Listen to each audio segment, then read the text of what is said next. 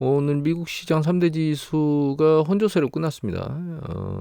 긍정적인 거는 이렇게 초반부에 밀렸다가 이걸 만회하고 끝났다는 점이 긍정적인 겁니다.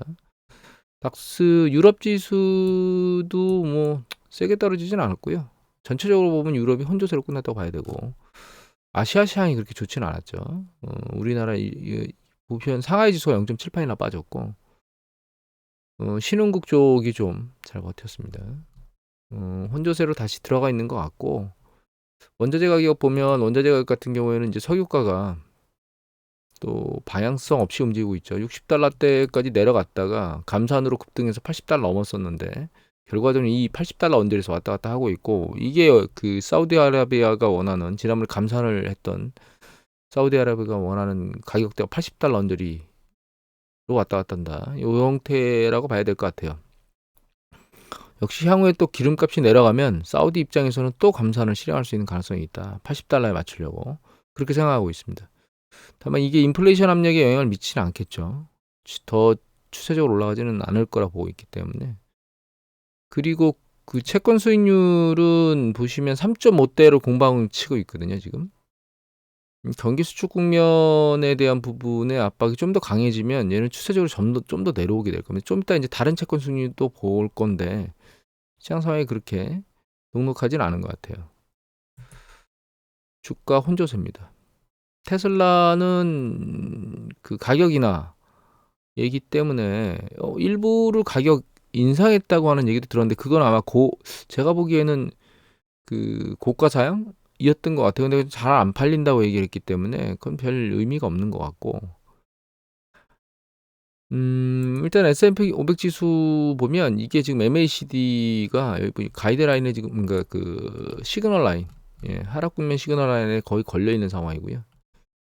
여기 추세 지수 보면 이 추세 강화 강도가 약간씩 떨어지고 있어요, 지금.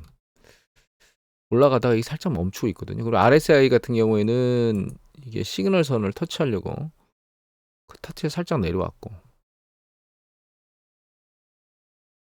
일단 한없 쉬어가는 형태로 가지 않을까라는 생각을 하고 있긴 한데, 이게 뭐 기업 실적 발표 나오고 나면 거기에 반응하겠죠.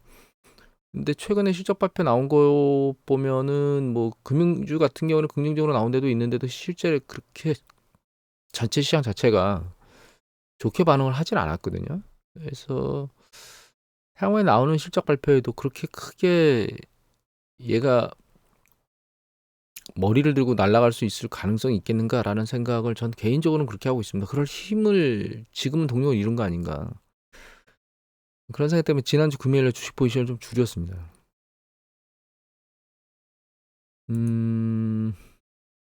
일단 요 헤럴드 경제 4월 20일자입니다. 좀 날짜가 지났는데 원효영 기자께서 올리셨고요.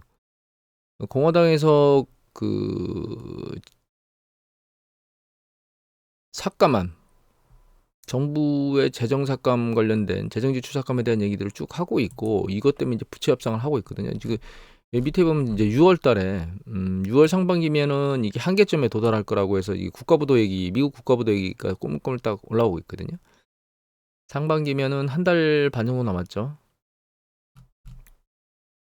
여기 보면 이제 공화당이 사실 그 하원은 장악하고 있지만 상원은 그렇지 않기 때문에 법안을 통과시키진 못하겠지만, 이들이 요구하는 거는 뭐 연방정부 예산 규모를 2024년도에는 2022년도 회계 수준으로 삭감하라고 지금 얘기를 하고 있습니다. 그래서 그 삭감 대상이라고 하는 게 밑에 보면 이제 의료, 과학, 교육, 기후, 에너지, 노동, 연구예산 삭감. 이거 뭐 복지 관련된 거, 이거 웬만한 거 다 삭감하는 거 아닌가요? 다만 이제 국방비하고 제한군인 관련 예산은 그대로 돌아. 역시 그 공화당에서 내세울 만한 거죠. 그리고 여기 밑에 보면 인플레이션 감축법에 전기차 보조금 등 청정에너지 보급 확대를 위한 세액 공제 제도 등도 폐기 대상에 올랐습니다. 점점 전 세계적으로 이 전기차 보조금이나 이런 쪽 삭감하는 과정을 가고 있죠. 영국은 뭐 100% 삭감한 걸로 알고 있고, 중국은 보조금은 삭감하고 세금 할인 혜택을 아직 유지하고 있는 걸로 알고 있고, 시간이 가면 갈수록 전기차 보조금은 아마 삭감해야 되지 않을까 이렇게 생각을 하고 있습니다. 그리고 그 밑에 보면 이제 푸드 스탬프 관련해 가지고 나이를 상향해서 혜택자를 줄이는 거죠. 근데 메디케이드가 있는데 65세 미만 저소득자나 장애인 보험 지원해 주는 거거든요. 건강보험. 이거는 뭐 줄이지는 않는데 사회봉사를 요구한다. 뭐 이런 것. 꼭 나쁜 의도는 아닌 것 같긴 합니다. 푸드 시스템 같은 경우에는 뭐 받아가지고 하루 이거 아껴서 쓰면서 자기 그 건강을 지키라고 주는데 뭐 하루 다 써버리고 이거 뭐 매매하고 뭐 이런 얘기들이 나오고 있습니다. 이게 여하튼 그래서 일단은 너무 재정적으로 확대하고 있는 부분을 좀 줄이라고 얘기를 하고 있는데 이게 공방치다가 6월에 또 국가부도 뭐 어쩌고저쩌고 이런 얘기를 내면서 시장을 짓누를 수 있는 요소로 작동할 수 있는 가능성은 있다. 근데 나중에 보면 결과적으로 합의를 하니까 일시적이겠죠. 일어난다 하더라도. 6월 달에 지금 우리나라 프로젝트 파이낸싱 관련된 얘기도 꼬물딱꼬물딱 나오고 있고, 이 신문, 이거 그 대한 전문건설 신문에 나온 4월 25일자입니다. 종합업체 이단부도의 그 전문건설 비상이다. 이렇게 얘기가 나오고 있습니다. 이 하청업체가 막 줄줄이 파산하겠죠. 그래서 올 들어서 종합건설 회사 부도가 70%나 늘어나서 99개.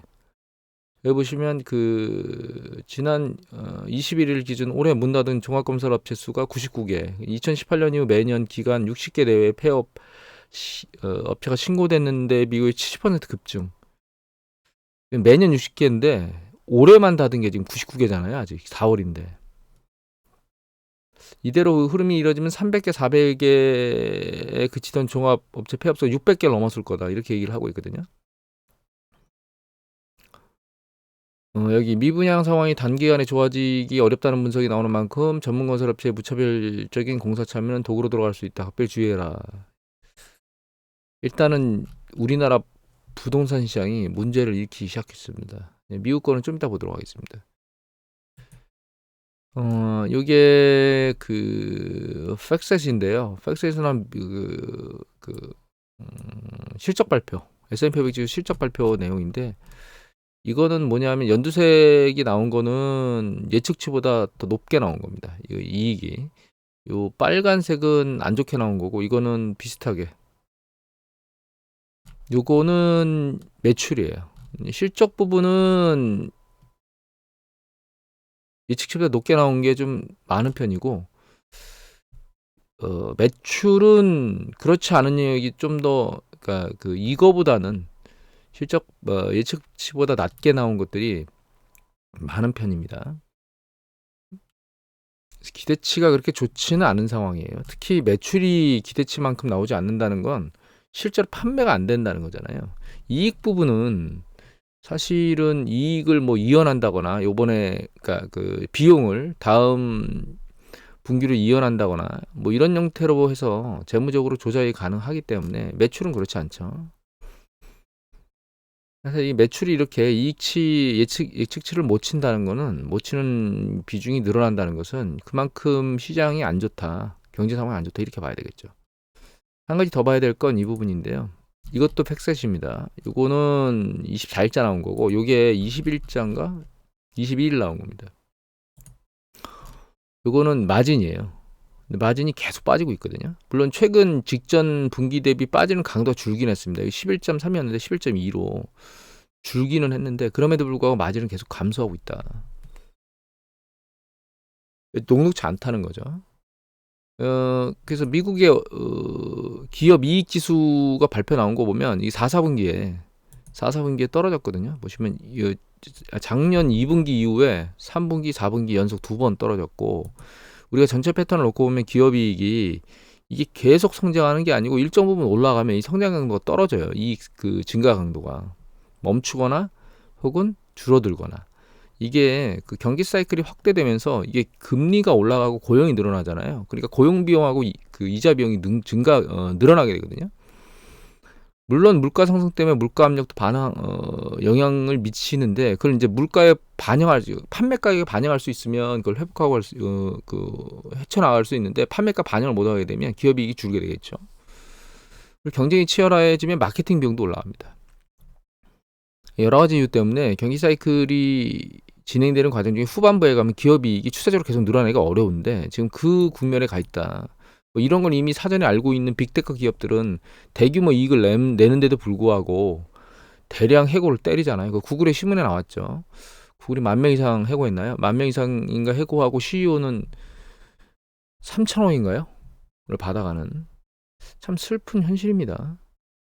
한 CEO한테 엄청나게 많은 자금을 주고 그 자금을 받기 위해서 주가를 부양하거나 이익을 내야 되니까 그냥 근로자들을 그냥 대량으로 해고하고, 근로기준법이 잘 마련된 거를 잘 활용할 수 없는 기업의 어려움도 있긴 한데 그렇게 무자비하게 해고하는 것들을 정당하게 봐야 되겠느냐라고 하는 부분에 대해서는 전 개인적으로 좀 부정적입니다.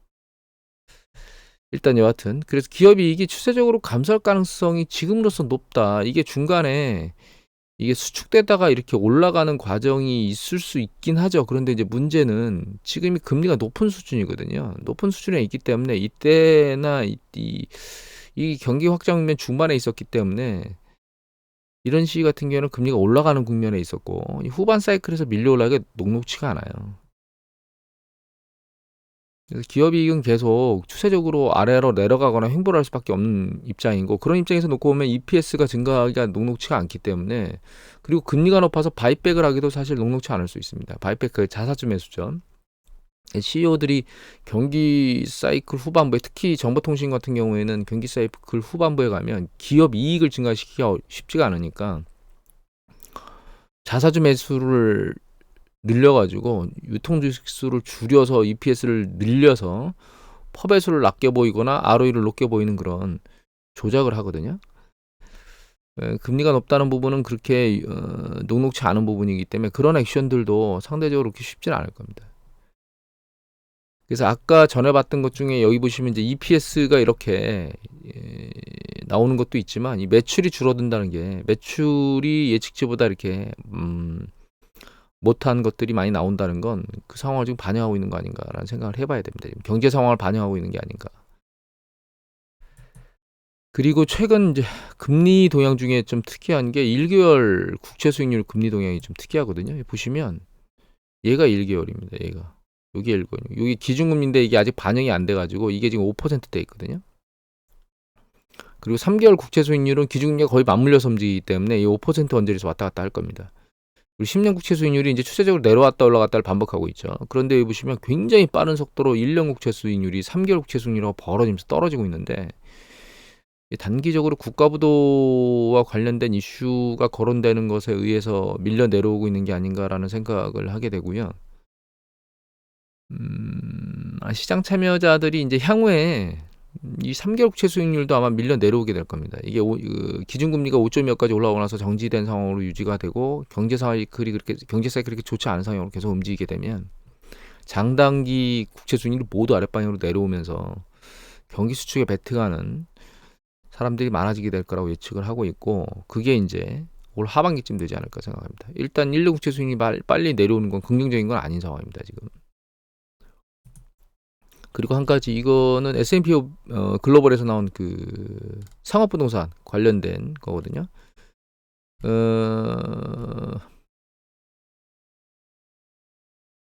대출 연체율이 보면 여기 보시면 그 연체율 자체는, 여기 이제 해석이 이상한 겁니다. 이거 여기 보시면 연체율, 이게 연체율이거든요.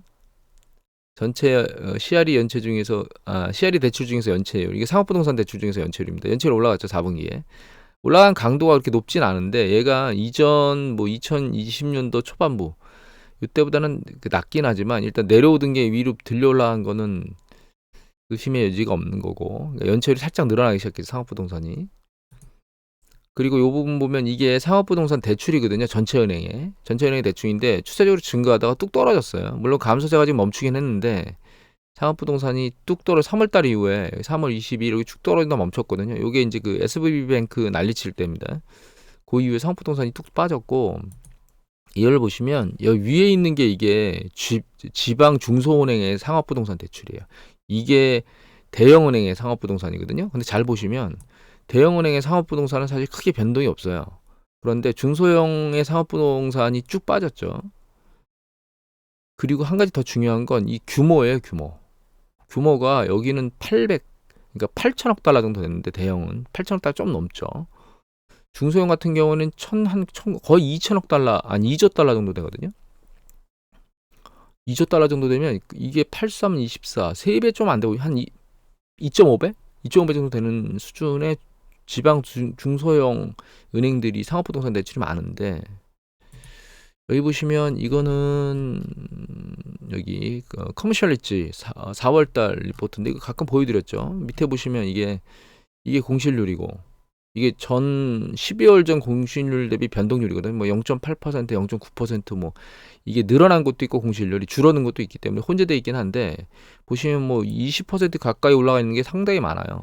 시카고, 덴버, 애틀란타, 내슈빌, 여기 넘어가 보면 또 있는데 여기 23%가 있는 데도 있습니다. 휴스턴 같은 경우 이게 25%라고 생각하면 건물의 4개 중에 하나는 비었다는 뜻인 거거든요. 굉장히 많이 빈 거죠. 밑으로 내려가 보면 이게 상업부동산 거래거든요.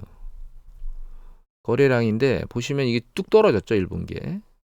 이 거래량이 떨어질 수밖에 없는 이유는 이게 가격 움직임이거든요. 이거는 그린 스트리트에 나오는 커머셜 프로퍼티 프라이스 인덱스인데, 얘 보시면 전년 동기 대비 15% 빠졌습니다. 지금 전년 동기 대비 15%, 석 달 전 비해 2% 빠졌습니다. 지금 현재 상업부동산 가격이 지금 추세적으로 하락하고 있고, 코로나 팬데믹 이후에 공실률 때문에 줄어들었다라고, 이 가격이 떨어졌다고 볼 수도 있는데, 이게 2020년 3월 달까지는 추세적으로 올라갔잖아요. 지금 멈추고 있었죠. 그러니까 2021년도 계속 올라갔는데, 코로나 팬데믹 터지고 나서 그러니까 재택근무라는 건 이미 코로나 터졌을 때부터 시작이 됐으니까, 이게 하락하는 건 아마 그 이후 경기와 관련된 이슈 때문에 하락하는 거니까 공실률만 가지고 하락하는 건 아니다. 그러니까 그 코로나 팬데믹으로 인한 그 재택근무 때문에 하락만 하는 건 아니다라고 이해를 해야 될 것 같고요. 전체적으로 공실률 자체가 떨어지고 있고, 이게 가격이 떨어지고 있는데, 이걸 메꾸려면, 공실을 메꾸려면 임대료를 낮춰줘야 되는데, 임대료를 낮추게 되면 그 임대 수익이 낮아지잖아요. 그러면 결과적으로 투자 수익이 낮아지는 거거든요. 그럼 가격이 또 떨어져줘야만 그거를 살려는 매력도가 올라가기 때문에 가격을 또 밀어내리게 될 겁니다. 그래서 임대료를 쉽게 내릴 수가 없을 거예요. 그리고 경기 사이클이 좋아야만 임대를 메꿀 건데, 지금 미국 경기가 그렇게 녹록치 않은 것 같거든요. 지금 서비스 업종이 버티고 있는 게 있긴 한데, 서비스 업종까지 붕괴되게 되면 굉장히 빠른 속도로 밀려 내려갈 거라고 보고 있습니다. 그래서 사실은 PMI 지수에서 서비스업 PMI 지수가 아랫방향으로 확 꺾이게 되면 이런 것들도 추세적으로 내려갈 수밖에 없다. 이 부분이 문제를 야기할 수 있다라고 우리가 고민을 해봐야 될 것 같아요. 이거를 이제 그 유튜브 쪽에 보면 이걸 중심으로 보는 분들이 뭐 7월, 9월 위기설들을 얘기하고 있는 거고, 우리나라는 프로젝트 파이낸싱 6월 위기설들을 얘기하고 있는데, 지금 지뢰밭으로 내장되어 있는 게 우리나라 같은 경우에는 프로젝트 파이낸싱 관련된 6월 달에 미국의 부도 관련된 문제, 미국 부도, 그 다음에 이제 상업부동산이 뭐 7월, 8월, 9월 뭐 이렇게 지뢰밭이 계속 쌓여 있는 거죠. 그래서 어느 순간에 이런 것들이 빵 터지면서 시장을 지난번에 SVB 사태 터지면서 밀려 내린 것처럼 그렇게 내릴 가능성이 열려 있는 상황입니다, 지금. 그리고 이제 이게 위험한 게, 이 중소형 은행 쪽에 대출 비중이 너무 높거든요. 여기서 일이 터지면서 지난번에 SVB 사태하고 맞물려서 뱅크런이 발생할 수도 있는 가능성을 또 같이 내포하고 있어서, 이런 문제들이 하반기에 터지지 않을 것이라고 확신할 수가 없는 상황이라고 봅니다, 전 개인적으로. 그런 부분이 큰 문제가 없이 지나가는 경우라면 주식시장이 상대적으로 밀리는 강도가 약하고 일정 부분에서 멈추고 횡보를 하거나 머리를 좀 더 들을 수 있다고 보고 있고요. 만약에 그런 일이 중간에 터져버리면 이 하락하는 강도가 어느 지점에 있느냐에 따라, 실제로 하락이 시작한 게 어느 지점에 있느냐에 따라 여기 있는 저점을 뚫거나, 여기 이제 직전 저점이죠. 여기를 뚫고 내려갈 가능성이 충분히 열리는 상황이 되는 거다. 그러니까 이게 일정 부분 좀 궤도가 있는 상태에서 빠지게 되면 이걸 그냥 테스트하는 정도 수준으로 끝날 수 있는데, 그게 아니고 이게 좀 꿈꾸물 내려오면서 그런 일이 터져버리면 이 하단을 뚫겠죠. 그래서 이 주식시장의 강도에 따라서 어느 시점에서 그런 일이 터질지에 대해서는 지금 예측이 좀 어려운 상황이기 때문에, 아직까지는 위험자산 포지션을 너무 많이 확대하거나 보유하고 있는 것은 좀 위험한 상황이다, 이렇게 이해를 해야 될 것 같아요. 이 얘기가 길어져서 채권 얘기를 좀 하려고 했는데 오늘은 그냥 이 정도로 마치도록 하겠습니다.